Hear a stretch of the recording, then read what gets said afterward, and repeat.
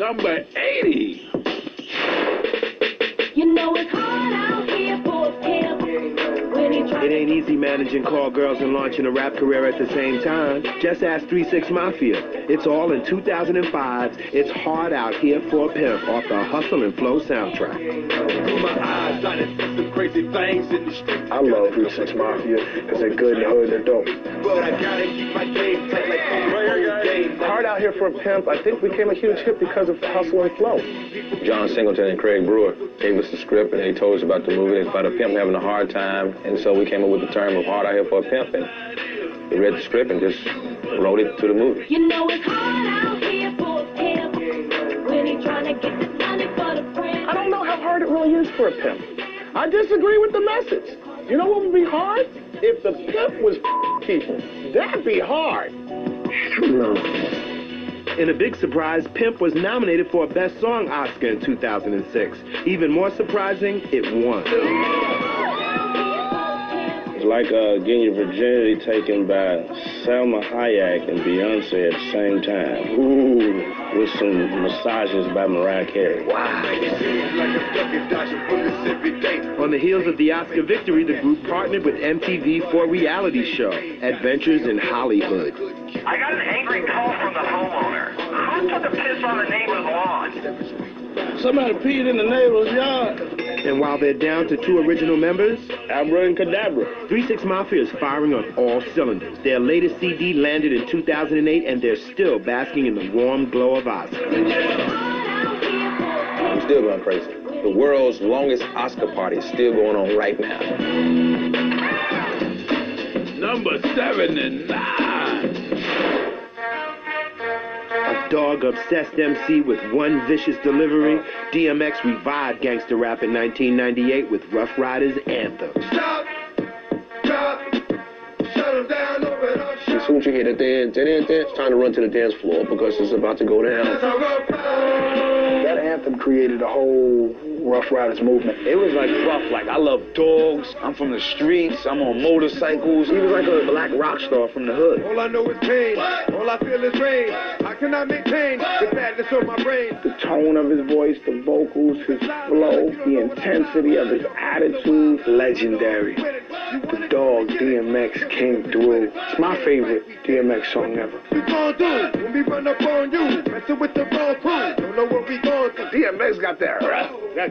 When you see him, you start looking for dogs and stuff. I love dogs. That's like a true friend. The dogs just love you. Love you. That's it. Leave a dog alone. Leave a dog alone. A record-busting streak of #1 albums later, the Yonkers native acted in flicks like Exit Wounds and Romeo Must Die. Every movie that he did, I saw 9 times. Not at the theater, though. Late night cable, when I was up and eating Hot Pockets. Stop. Stop. Shut him down, open up shop. While DMX has an impressive resume, it's nothing compared to his rap sheet. His recent string of arrests include cocaine possession, impersonating a federal agent, and drunk driving. DMX has been getting in a lot of trouble lately. It's like one minute I hear that he's in the studio, next minute I hear he's in jail. And it's unfortunate because he really is a talented and a good man. Shut him down, open up shop. Number 78. Tennessee.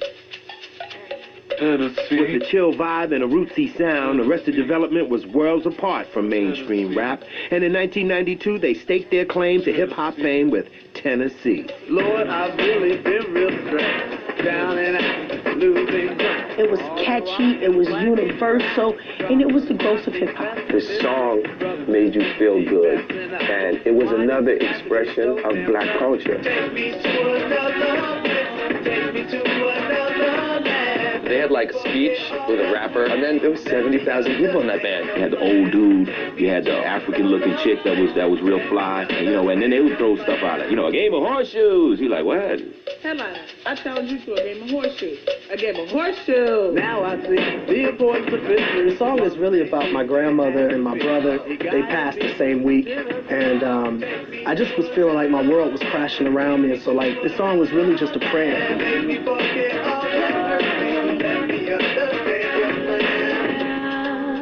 Tennessee drove Arrested Development to crazy new heights. They won a Best New Artist Grammy, and Rolling Stone named them Band of the Year. I mean, there was hit after hit after hit on that first album.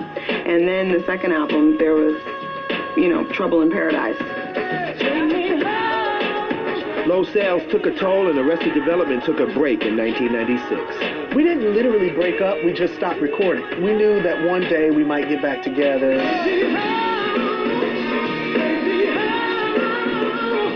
Down but never out, the group brought back in 2007 with an album and tour. And today, the Tennessee Maestros are prouder than ever of their contributions to hip-hop. The group appealed to a lot of people that never was into hip-hop prior to us. And I get that a lot of times from fans, like, you guys were the first hip-hop record I've ever bought. And I think that that's a good thing. 2, 3, take me out. Number 77. Fantastic 5 MC. 1983's classic hip-hop film Wild Style starring me was more than a movie about New York's rap underground. It was a showcase for the Cold Crush Brothers, whose Live at the Dixie set the bar for street MCs. We're the best, we pass the test, for better or less, we don't need to arrest. The Cold Crush Brothers were part of the first generation of hip-hop pioneers. If you want to hear real MCing with 5 and 4 and 3 people, you got to go back and listen to those tapes.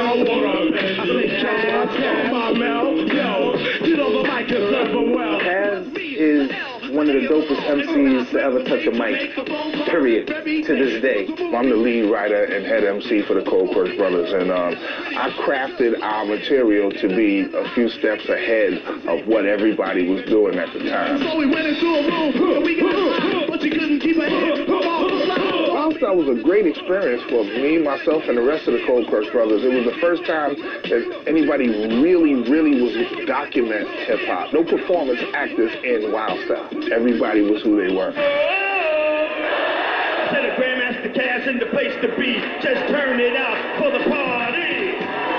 Yeah. In 2007, 25 years after their film debut, Kaz and the Wild Style crew were saluted at VH1's Hip Hop Honors. Now, when Kaz isn't busy receiving awards and performing, he guides a hip hop bus tour. We're here to talk about the essence of hip hop, the culture of hip hop. Today, I do a hip hop sightseeing tour here in New York City called Hush Tours. I take tourists from Midtown Manhattan, put them on a bus, and bring them up to Harlem and to the Bronx. That just keeps it moving. I mean, if it's got to do with hip hop, I'm taking the call. Just put $2 on it, and I'm there. You know what I'm saying? I'm there. Yo, I'm old school, but I'm still in my prime. Grandmaster Kaz and Wild Style, greatest of all time. Big hip hop in the building, yo. Won't you go get it back or the lethal? Coming up, the Queen Bee gets her big stinger out. Lil' Kim can rap. You want a Lil' Kim. I'm still not a player, but you still a hater. Plus, Big Pun crushes it for the Latin lovers. That's a high joint, brother. Next on VH1's 100 Greatest Hip Hop Songs. I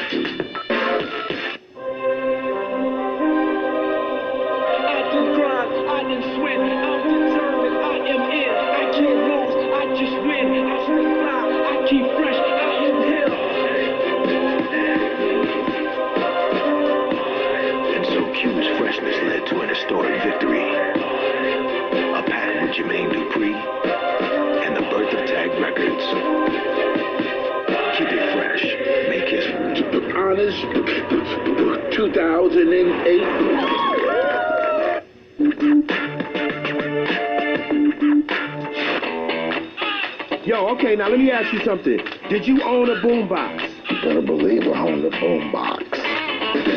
You absolutely had to have a boombox.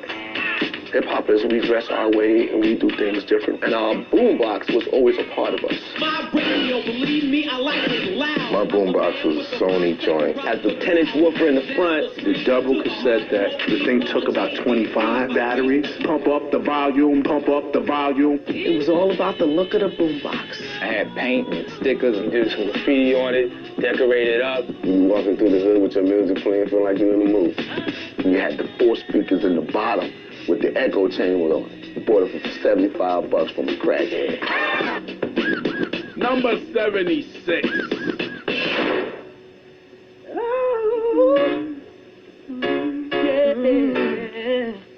Armed with an untouchable flow and a real smooth R&B hook courtesy of Joe, Big Pun took his Bronx flavor worldwide with 1998's Still Not a Player. I'm still not a player, but you still a hater. elevator, elevator to the top high. That's a hot joint, man. The first time I heard it, I was loud up. It was the #1 song on the radio. I don't wanna play anymore.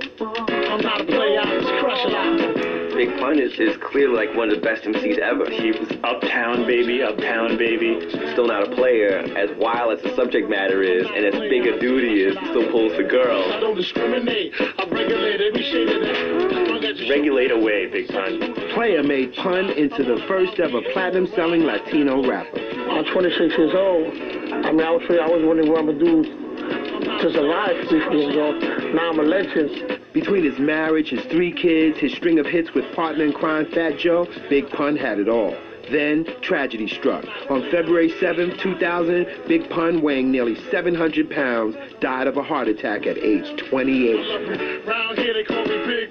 The passing of Big Pun was one of the sadder moments in hip-hop. Such a talent. I love Pun. What he brought to the game was just a different energy of hip-hop. Till today, I mean, no one has been able to duplicate that. He was a genius, a monster, a beast at making hip-hop music. You know, we lost out on a lot. Very hard to find a better friend than Big Pun.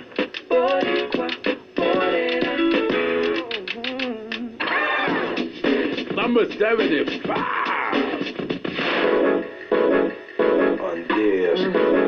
A tiny little woman with a great big sex drive, Little Kim broke out of Junior Mafia in a big way with 1996's Crush on You off her debut album Hardcore. Hey, yo, shorty, won't you go get a bag of the lethal? I'll be undressed in the bra hall. She tore that record up. Little Kim can rap. You want to Little Kim? Only one thing I want to do is free. Kim got some real raunchy, hardcore stuff. I'll be doing things that you won't regret. Little Kim, the queen bee, so you best take heed. Shall I proceed? The album cover is, how should we say, it's provocative. First time I saw that album cover, I blacked out. In Sam Goody. Came to, my pants was off. Who me? Not you. Oh yes, who's he? She can balance being a woman and rapping with a guy. I'ma throw shade if I can't get paid. Blow you up to the girl like the army grenade. Over the years, Kim racked up a long list of fly feats like launching a record label, winning a group Grammy, and redefining women's fashion, for better or for worse. I have to continue to expand the Little Kim brand. That's my main goal. Just keep this on the hush. Then, in 2005, it almost ended. Convicted of crimes connected to a 2001 shooting, the rapper was thrown in jail. Being a businesswoman, she took advantage of the situation. Very classic Little Kim way of handling it is to turn it into a reality show. Countdown to lockdown, you know? That is quintessentially Little Kim. Released for good behavior after 10 months, the Queen Bee came roaring back with new material and a 2008 judging stint on the Pussycat Dolls Present series. People thought she would be just a flash in the pan, but it's like 10 years later, Little Kim is still little, but she's still big. Now she doesn't even have to rhyme, she's just a diva.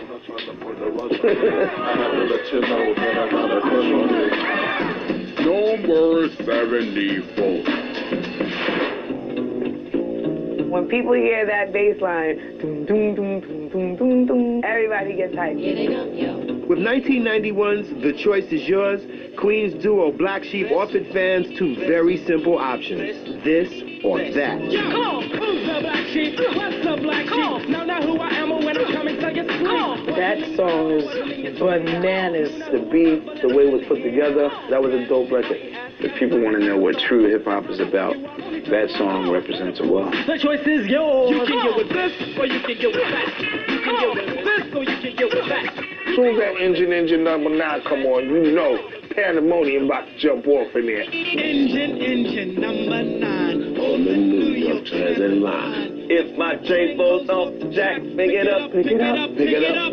Back on the scene, crispy and clean. You can try, but don't worry, cause you can't intervene. Though critics and fans loved them, Black Sheep split after their very next record, and the unfortunate discovery that they were flat broke. That's a hell of a realization for you to wake up and realize you sold all of these units, but I'm not making any money. So the only way for me to really get out of my contract at the time was for the group to break up. Who's the Black Sheep? What's the Black Sheep? Don't know who I am or when. These days, rapper Drez carries the Black Sheep banner by himself, and he's glad to be back on the road. Even though today I might be on a much smaller scale, I'm much more happy, much more content. You can get with this, or you can get with that.